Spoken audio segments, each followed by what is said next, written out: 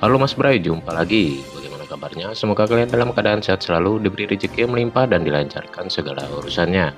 Masih bersama Borneo Manyan Channel. Pada video kali ini kami akan merangkum film yang diangkat dari kisah nyata yang berjudul Demon Tentu dan diproduksi Turki tahun 2016.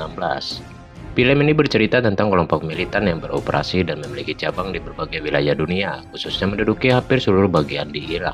Kalian pun pasti mengetahui mereka siapa. Ya, kita sebut saja mereka di sini sebagai pasukan USUS saja. Film ini juga dibuat untuk memperingati angkatan bersenjata Turki dan semua prajurit yang telah berjuang tanpa pamrih. Oke Mas Bray, tanpa panjang lebar lagi kita langsung saja ke filmnya. Jackie Chan. Film ini dibuka dengan seorang wanita bernama Jada. Dia merupakan seorang wartawan yang akan dibunuh lantaran telah merekam aksi kejahatan di Irak. Sebelum dibunuh, Jada dipaksa untuk mengaku hal yang berseberangan dengan agamanya seraya divideokan. Konon rekaman itu akan diunggah ke internet agar seluruh dunia menyaksikan dan tidak berani melakukan hal sama seperti yang dilakukan olehnya.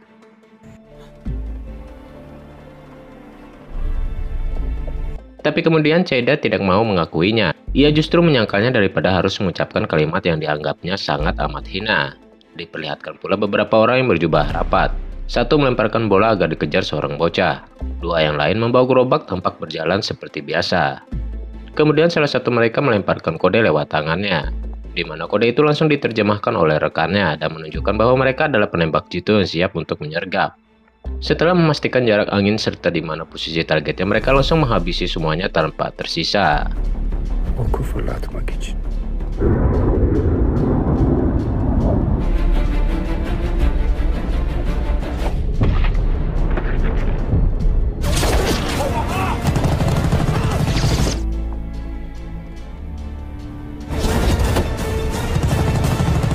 Mereka pun segera menyelamatkan Ceda dan memperkenalkan diri sebagai pasukan Turki yang dipimpin oleh Komandan Faisal.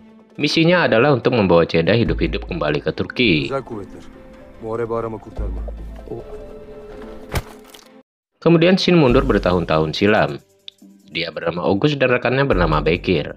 Mereka merupakan tentara yang dulu pernah bertugas di bawah komando Kapten Yasir. Namun dalam misi terakhirnya sang kapten tewas demi melindungi mereka.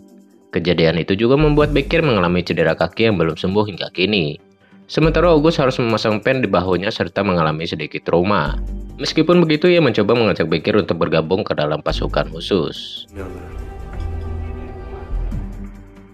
Mereka pun mengajukan diri untuk mengikuti pelatihan pasukan khusus. Namun sesuai dugaan mereka tidak lolos dalam persyaratan karena memiliki banyak kekurangan.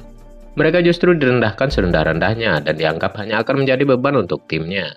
Hingga kemudian Komandan Faisal selaku teman dari Kapten Yasir menerima mereka, lantaran ia tahu pasti ada alasan tersendiri mengapa temannya rela menukar nyawa demi menyelamatkan mereka. Singkat waktu, para tentara berjumlah 200 orang dikumpulkan dan disaring menjadi 20 orang yang akan ditugaskan aktif. Jelas bukan sembarang orang yang telah terpilih, mereka merupakan bibit-bibit unggul yang sudah memiliki segudang potensi. Di sana Faisal berpidato di hadapan seluruh orang bahwa kematian akan sangat dekat dengan mereka. Dan jika hari itu tiba, mereka harus siap-siap karena satu-satunya yang mereka lihat hanyalah darah mereka sendiri. Pada akhirnya August dan Bekir pun lolos mengikuti pelatihan pasukan khusus.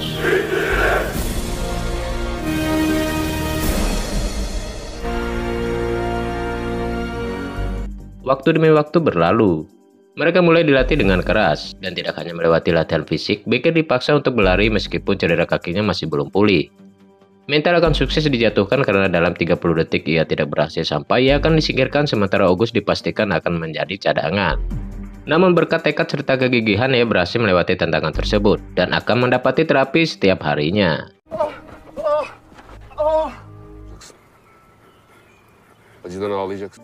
Kemudian setelahnya hari-hari mulai dijalani seperti simulasi neraka.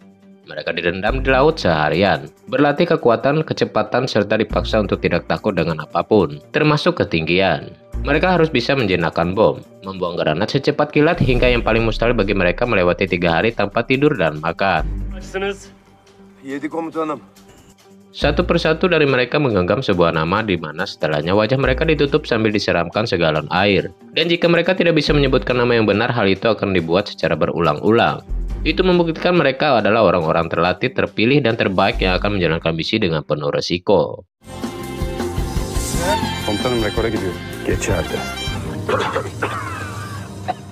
Hingga setelah 5 tahun di tempat, 7 orang itu berangkat menuju Irak, di mana ini menjadi kali pertama August dan Bekir terjun langsung dalam misi yang paling berbahaya.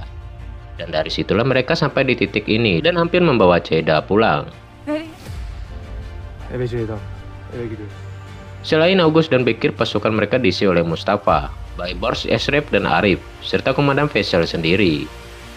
Dan setelah Ceyda berganti pakaian sipil, mereka bersiap-siap untuk bergerak lantaran tempat ini sangat tidak aman. Namun di tengah-tengah persiapan mereka, Ceyda bertanya mengapa hanya ia yang diselamatkan. Apakah karena teman-temannya bukan warga Turki, sehingga mereka membiarkan teman-temannya dibunuh dengan tidak berperi kemanusiaan. Padahal dengan jelas ia adalah orang yang terang-terangan mengkritik kinerja tentara dan para petinggi Turki. Namun Faisal menjawab jika misi ini tetaplah misi. Itu artinya mereka tidak akan membahayakan diri hanya demi hal yang bukan misi mereka. Türk vatandaşı olmayanlar için adamların hayatını tehlikeye atamam.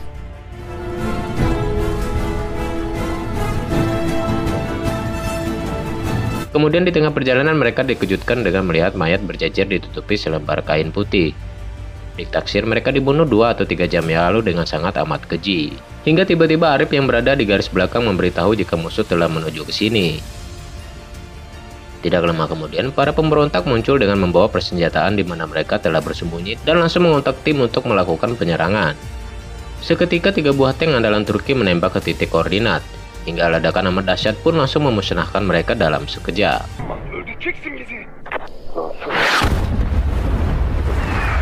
Saat itu juga Arif segera melesatkan pelurunya bertubi-tubi, sehingga tidak ada satupun dari mereka yang tersisa. Lepas serangan itu, Faisal mendapat laporan jika perbatasan telah ditutup, dan mereka berada di tengah invasi total. Selain itu, tentara Turki secara tidak resmi tidak ada di sini karena misinya tergolong sangat rahasia. Atau dengan kata lain, mereka harus cepat bersembunyi karena 2000 pasukan ditaksir akan menuju ke sini.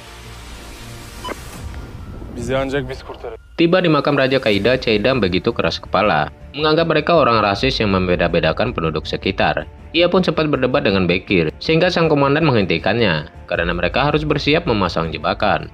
Sizin için bu boka gönüllü giren insanlara saygı duymak zorundasınız. Bombardıman başlayacak, toparlanın. Ketika malam mereka berpencar mengamankan tempat, di mana saat itu makam telah dikuasai dan sebentar lagi akan diledakkan. August pun memimpin rekannya untuk menyelinap, dan memastikan jika hal tersebut harus digagalkan. Namun saat itu Esrep diserang hingga ia harus bertarung seorang diri.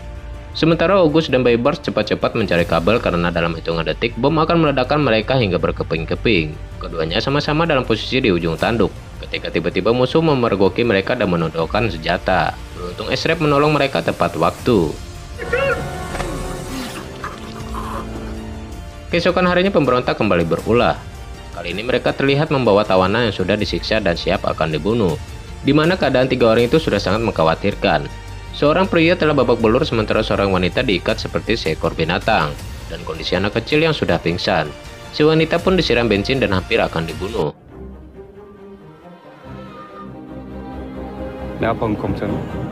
Faisal bisa saja mengabaikan kejadian ini dan pergi begitu saja. Namun ia memutuskan kembali mengambil langkah untuk menolong mereka. Saat itu juga Arif yang berada di atas gunung mengabari jika ia siap membidik dan tidak akan meleset sedikit pun. Begitu juga Bekir yang sedang menunggu aba-aba, dan dalam hitungan ketiga mereka pun melesatkan peluru bersama-sama.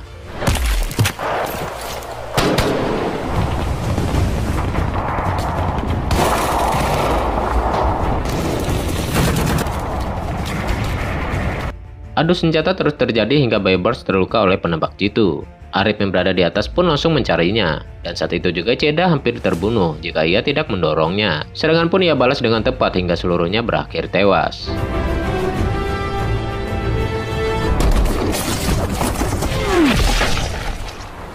Kemudian anak kecil segera ditolong oleh Mustafa, sementara sang kapten menghampiri wanita yang sudah sangat ketakutan.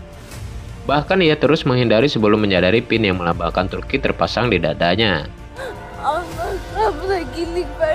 Selesai penyerangan tersebut, mereka dievakuasi termasuk pria yang memutuskan untuk mengakhiri hidupnya agar tidak terlalu tersiksa. Dan karena amunisi mereka sudah terpakai sepertiga, mau tidak mau mereka harus cepat ke tempat penjemputan karena jalur sudah ditutup.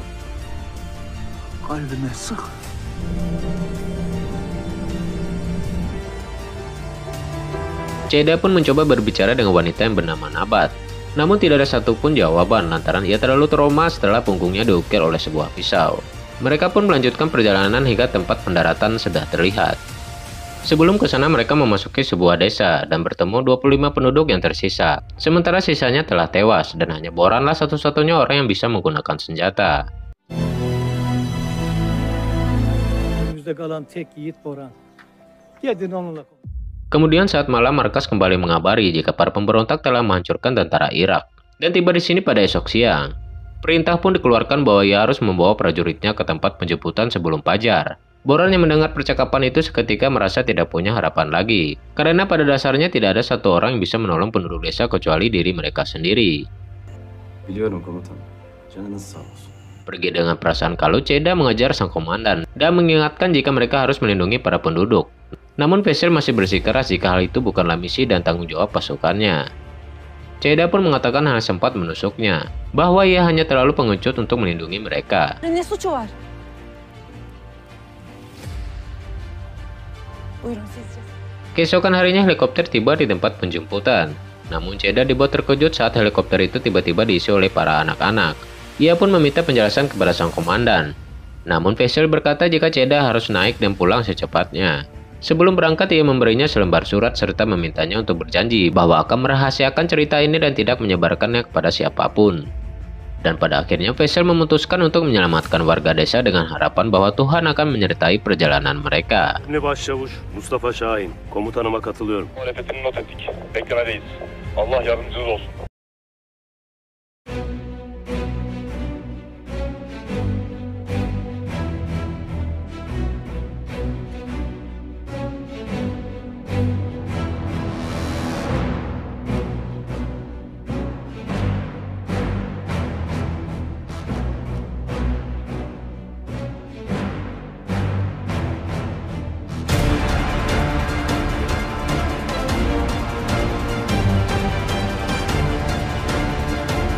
Setelah membuat formasi dan menyiapkan segala jebakan, Boran dan Nabat sukarela membantu mereka dengan kepercayaan bahwa pertempuran akan melahirkan para pahlawan.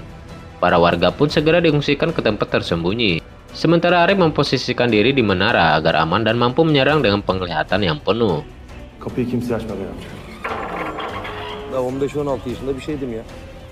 Sesaat mereka bersantai hingga Arif mengabari bahwa pemberontak telah memasuki wilayah desa. Sontak mereka pun berlari mengamankan posisi, di mana diketahui musuh berjumlah 200 orang dengan 8 kendaraan serta 1 buah tank sebagai pertahanan.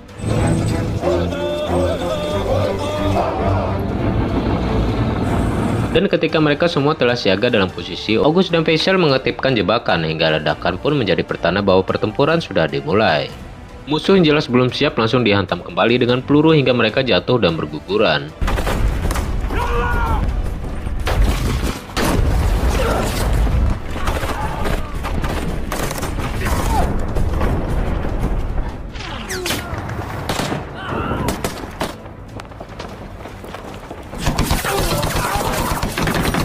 Kemudian Faisal mengajak August mundur lantaran tidak bisa lagi menahan tank di depan. Selama itu pula mereka terus bekerja sama, hingga untuk sementara area masjid berhasil mereka kendalikan.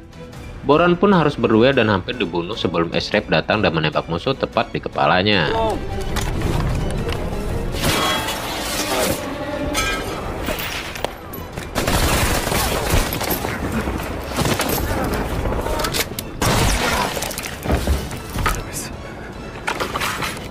Namun meskipun hampir menghabisi setengahnya, tank terus menekan mereka hingga mereka pun harus mundur ke titik yang sudah ditentukan. Sehingga kemudian Nabat berlari di tengah baku tembak untuk mengantarkan amunisi. Sementara Arif menjadi sasaran empuk tank sampai menara tersebut runtuh dalam beberapa detik.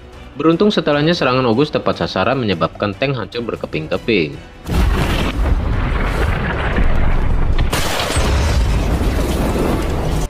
Di atas Arif masih selamat dan dikabari untuk ke benteng karena musuh mulai menguasai tempat. Esrep pun masih berjibaku menumbangkan beberapa orang, sementara Baybar sama terhimpitnya dan tidak bisa lagi membendung serangan.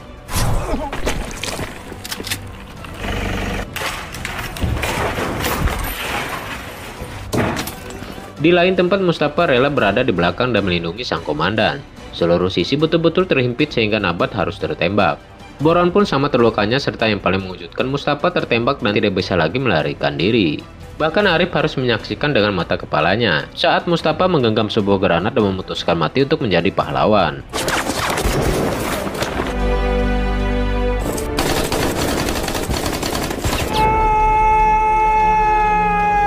Kehilangan satu rekannya tidak membuat mereka menyerah. Baybars masih berjibaku untuk meloloskan diri. Begitupun Arif dan Esrep yang memapah Boran untuk benteng pertahanan.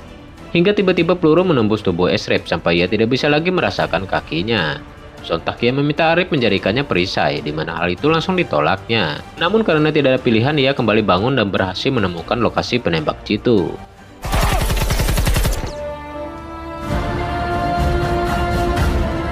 Hadi söyle.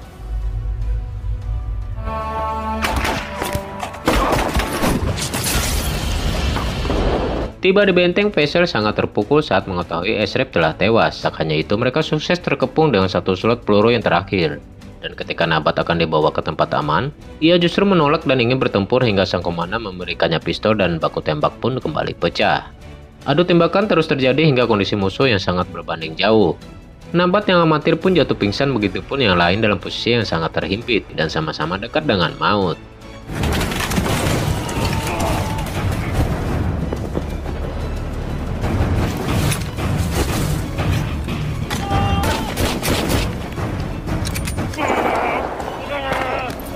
Kemudian saat seluruhnya masih bertarung, seorang musuh yang memegang sebuah bom muncul hingga sang komandan berlari untuk mencegahnya.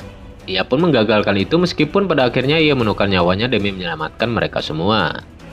Seperti dejavu, adegan yang dulu pernah August alami kembali terjadi. Ia pun tersadar dan cepat berdiri untuk menolong yang lainnya, hingga mengakhiri pertempuran tersebut. Naas Boran harus tewas, begitupun Faisal dalam kondisi yang sekarat.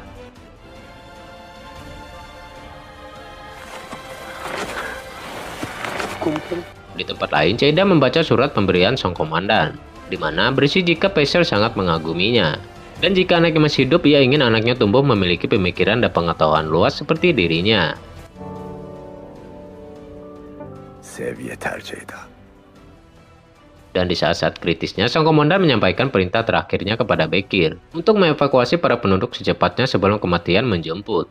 Ia pun memberikan sepotong kertas kepada August dan mempercayakan tujuan terakhir mereka kepadanya.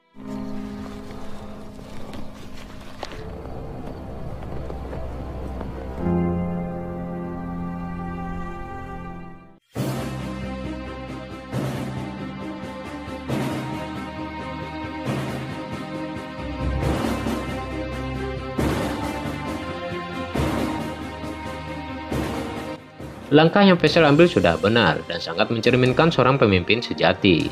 Berkat dia dan kerjasama prajuritnya serta bantuan dari Ceyda, mereka berhasil menyelamatkan banyak nyawa meskipun beberapa dari mereka harus tewas. Oke Mas Bro, itulah seluruh cerita film The Mountain 2 tahun 2016 yang terangkat dari kisah nyata. Jika ada kesalahan, kritik maupun saran silahkan tulis di kolom komentar. Sekian dari Borneo Manyan, undur diri dan mengucapkan terima kasih.